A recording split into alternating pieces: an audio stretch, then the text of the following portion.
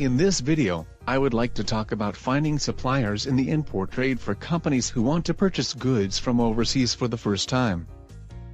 Purchasing goods from overseas is entirely different from buying goods domestically. Trading with other countries requires a different language, a different culture, and different business practices. People who are not familiar with trading need to be careful anyway. Even though it is not easy to purchase goods from overseas, it is attractive from a cost perspective. By watching this video, you can learn what you need to check before actually purchasing, and reduce the risk of import trade failure. So let's get started. First of all, you need to decide what you want to buy. If it is a product related to your current business, you should note price and quality to select suppliers. However, if you are starting import trade as a new business, you will need to do some marketing to find good products. There is a detailed explanation of marketing in another video, which you can check the link in the description. Once you decide on the product you want to import, the next step is deciding which country you import. Choosing a country is very important. Don't just look at the cost of the product. If the country is politically unstable, has no preferential tariffs, or is too far from your country, you will lose the price advantage away. Let's talk a little more about the distance between countries. For example, if you buy products from a European country to Japan, it will take about 40 days to transport by sea. This makes it difficult to adjust stock control, and cash flow during the transportation period will be poor. It is also expensive for you to travel to check the production. However, if your product is unique enough to make up for the disadvantages of distance, or to differentiate yours from other companies, there will be no problem. There is the case that the company based in Europe or America, but the actual country of production is in China or Southeast Asia. Some companies decide on the country they are purchasing from because they like the country very much. I work in Thailand, and I know several small and medium-sized companies that purchase from Thailand simply because they like Thailand. I used to deal with feed in Belgium before, and I started this business because I wanted to drink Belgian beer. I think it's pretty common for small businesses to start with that kind of enthusiasm.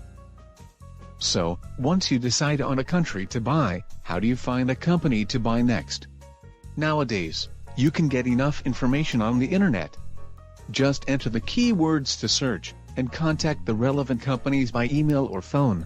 One-time contact is not enough to get a reply, so if you are serious about starting a business, approach them many times. It is also advisable to visit trade shows. Exhibitions are held in many different countries. It costs a lot of money to open a booth at an exhibition, so the suppliers try to find good customers or distributors seriously. An exhibition will be a good opportunity to promote business negotiations more quickly. If you are worried about the difference in language and business customs, it is better to use a trading company specialized in a particular field. They will import the goods to your home country, so there is some cost as a margin. However, you will be able to purchase the small lot, and sometimes they will stock the goods by themselves, which is an advantage. Another option is to use JETRO or the Chamber of Commerce. These organizations support companies trying to expand overseas. They provide you with information about local companies and the market situation. Importing is less difficult than exporting. This is because you are a customer, and it is easier to find suppliers than sellers. If you are a beginner in trade, it is better to start with importing than exporting. This is the most important part. When finding a foreign supplier, you need to be careful about the credibility of the company. In the case of importing, there are some problems whether the company will send you the goods you paid for, product's quality is followed to the specification, or they are responsible for the delivery schedule.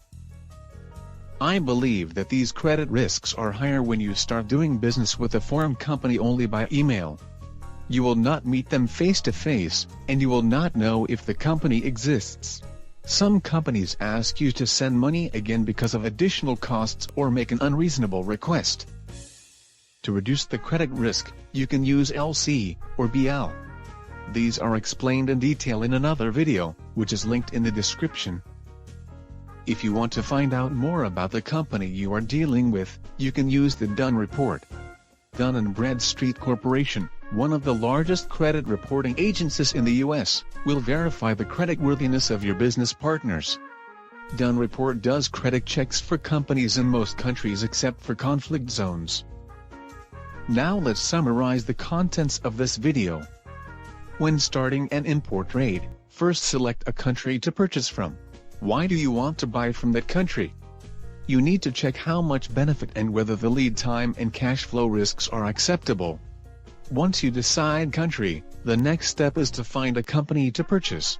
How do you find a supplier? Use the internet, visit an exhibition, use a trading company. Use JETRO or the Chamber of Commerce and Industry. There are several ways to find suppliers.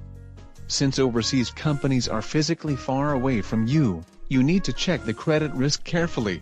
If you are not careful, it causes that the product is not sent to you even though you have sent money. You may have quality problems or a big cargo delay.